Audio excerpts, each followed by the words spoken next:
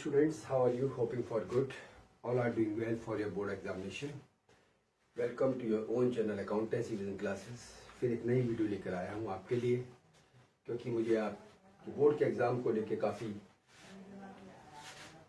Tension है कि आप बोर्ड में क्या कर रहे होंगे, किस हिसाब से पढ़ रहे होंगे, टाइम स्लॉट आपने क्या बनाया होगा, सैम्पल पेपर सॉल्व करे होंगे नहीं करे होंगे, मैक्सिमम टाइम पढ़ाई में डिवोट कर रहे होंगे नहीं कर रहे होंगे। ये सब बातें मेरे दिमाग पे हैं, क्योंकि मैं दिल से चाहता हूँ कि आप लोग अपने बोर्ड के एग्ज़ाम में, बोर्ड के प्रैक्टिकल में अच्छा परफॉर्म करें। जैसे कि आपको पता है कि कल मैंने मैक्रो इकोनॉमिक्स का चैप्टर्स एट ए ग्लेंस यानी सारे चैप्टर्स को आपको बताया था, और उसमें कौन कौन से क्वेश्चंस मुझे अच्छे लगे, इम्पॉर्टेंट लगे, वो मैंने आपको बताया। हालांकि मैं उस पर डीप डिस्कशन नहीं कर पाया आपसे, वो भी मैं वीडियो के माध्यम से, जो कि मैं इसी चैनल पर अपलोड करूँगा, आपसे उन क्वेश्चंस पर डिस्कशन करूँगा। बट टुडे आज मैं Indian economic development 12th class का पार्ट 1 कुछ चैप्टर वाइज इंपॉर्टेंट क्वेश्चंस लेके आपको आया हूँ, तो आप उसे ध्यान से सुनिएगा। सो स्टूडेंट्स, चैप्टर्स की अगर मैं बात करूँ तो इंडियन इकोनॉमिक डेवलपमेंट में Indian economic on the eve of independence, there are 12 chapters in Indian economic development. Second chapter is 5-year plans in India, goals and achievements. Features, problems and policy of agriculture. Strategy of industrial growth 1947 to 1990. India's foreign trade. Economic reforms since 1991 or new economic policy, NEP. Poverty. Human capital formation in India. Rural development. Employment and unemployment. Infrastructure. Environment and sustainable development. ये कुछ topics हैं आपके 12th level में economics में, Indian economic development में। तो हम इसके कुछ चैप्टर वाइज इंपॉर्टेंट टॉपिक्स जो मुझे लगे, जो इंपॉर्टेंट क्वेश्चंस लगे, जो बोर्ड में आने की पॉसिबिलिटी ज़्यादा है, तो वो मैं आपसे डिस्कस कर रहा हूँ। बट आपको इन क्वेश्चंस को अच्छे से याद करना होगा, और अगर कोई प्रॉब्लम किसी क्वेश्चन में आती है तो मुझे कमेंट सेक्शन में जाकर बताना होगा कि सर ये क्वेश्चन समझ में नहीं आ रहा है, इस पर एक वीडियो और बना के अपलोड कीजिएगा, तो वो मैं करूँ। Indian economy on the eve of independence की अगर मैं बात करूं तो इसमें कुछ क्वेश्चन इंपॉर्टेंट बनते हैं। Agriculture sector on the eve of independence and factors causing backwardness and stagnation of Indian agriculture during the British rule. जैसा कि आपको हमें पता है कि Indian economy is an agriculture economy, right. Most of the population depend on agriculture, right? But Indian agriculture is totally depend on rainfall. If rainfall is good, harvest is good, crop is good, everything is good for the economy. But if rainfall is not good, everything is bad for Indian economy. So this economy is totally dominated to agriculture. More than 75% population based on agriculture. Okay, student. After that, industrial sector on the eve of independence. क्या position थी? Foreign trade under the British rule, ठीक है। Was there any positive impact of the British rule in India? यानी Britishers ने जब हमारी country में ruling करा तो क्या उसका कुछ गुड इम्पैक्ट था? उनके रूलिंग का हमारी इकोनॉमी को कुछ फायदा हुआ? यस हुआ, क्योंकि ब्रिटिशर्स ने जो एडमिनिस्ट्रेशन सिस्टम हमें सिखाया वो बड़ा यूनिक था, और इंडियन रेलवे भी उन्होंने ही इंट्रोड्यूस करा था, राइट। तो इसमें डीप डिस्कशन में बाद में करूंगा। After that, demographic profile during British rule, occupational structure on the eve of independence and infrastructure on the eve of independence, ये क्वेश्चन इसमें से बनते हैं। लेकिन इसमें से मोस्ट इंपॉर्टेंट क्वेश्चन जो मुझे लगता है वो है, एक तो industrial sector on the eve of independence क्या था, foreign trade under the British rule क्या था, right, and factors causing backwardness and stagnation of Indian agriculture during the British rule क्या था।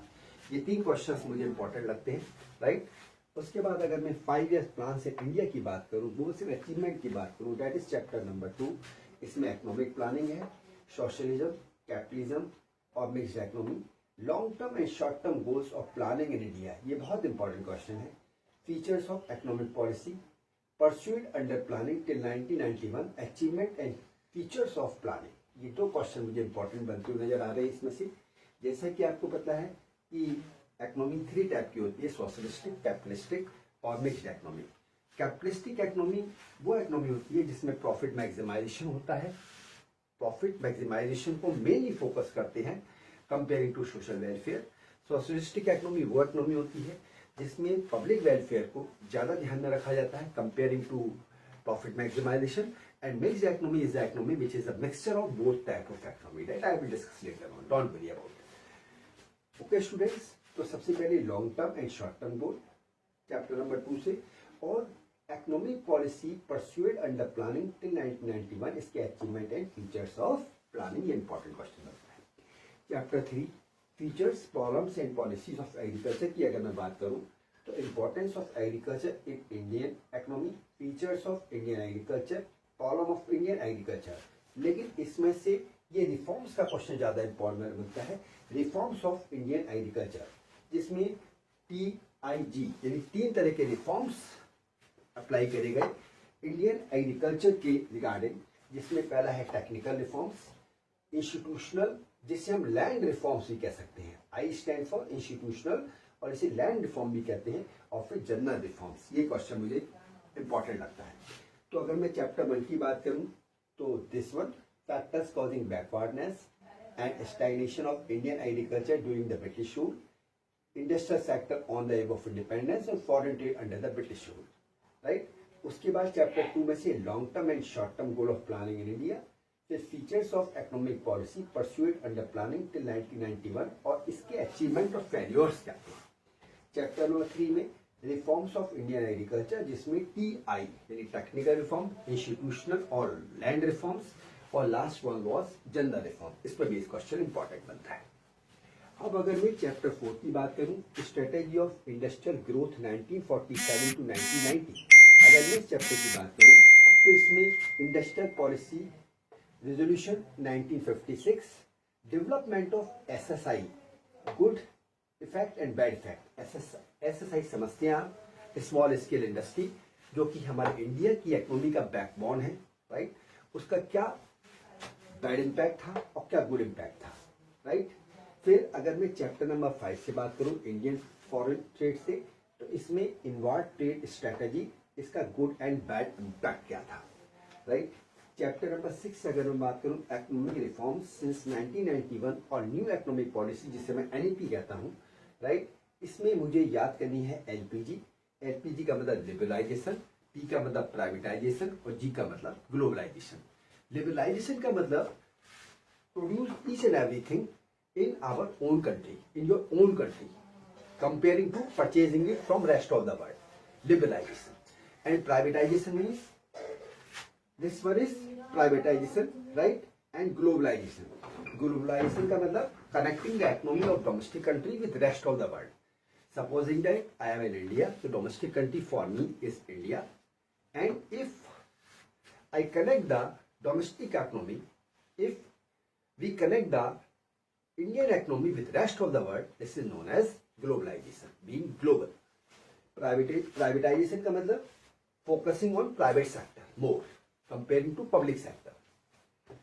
फिर WTO, World Trade Organization, impact of WTO on the Indian economy and appraisal of LPG policy. LPG policy जो हम लाए थे उसका क्या merits हुए, क्या उसने इंडियन इकोनॉमी में, क्या उसने इंडियन इकोनॉमी को बूस्ट करा, या उसका क्या बैड इम्पैक्ट था, राइट। उसके बाद अगर मैं चैप्टर 7 की बात करूं पॉवर्टी में हमारा causes of poverty and its measures, right. फिर measures adopted by the government to remove poverty, unemployment, poverty alleviation programme, this is very important question. Poverty alleviation programme is very important. Chapter 8 human capital formation और इसके source, right. अब human capital formation क्या है? It is the process of acquiring and increasing the number of person, उन number of persons को increase करना जो highly skilled हो, हाईली एजुकेटेड हो, हाईली एक्सपीरियंस्ड हो,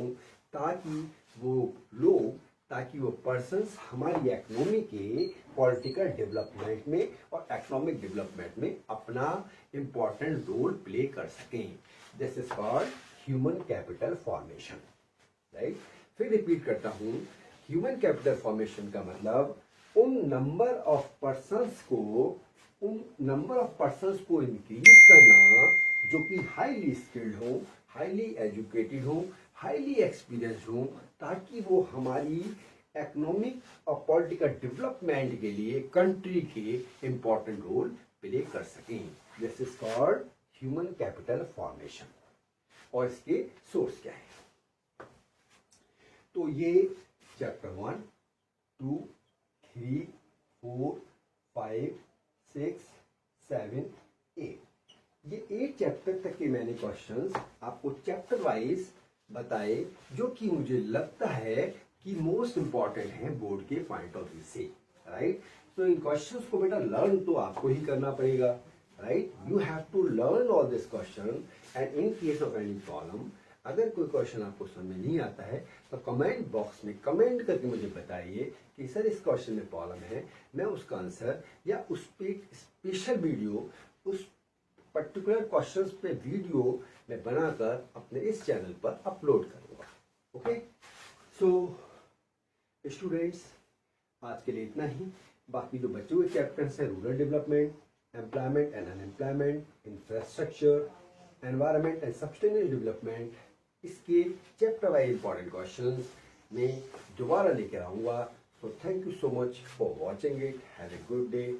अगर आप चैनल पर नए हैं तो चैनल को सब्सक्राइब करिए और मैक्सिमम कॉमर्स स्ट्रीम के स्टूडेंट को इस वीडियो को शेयर करिए ताकि इस वीडियो का बेनिफिट उन तक भी पहुंचे। चैनल को सब्सक्राइब, लाइक और शेयर करना ना भूलिएगा। बेल आइकन जरूर दबाइएगा ताकि लेटेस्ट अपडेट आप तक पहुंच सके। So thank you so much for watching it. Have a good day. Have a nice day.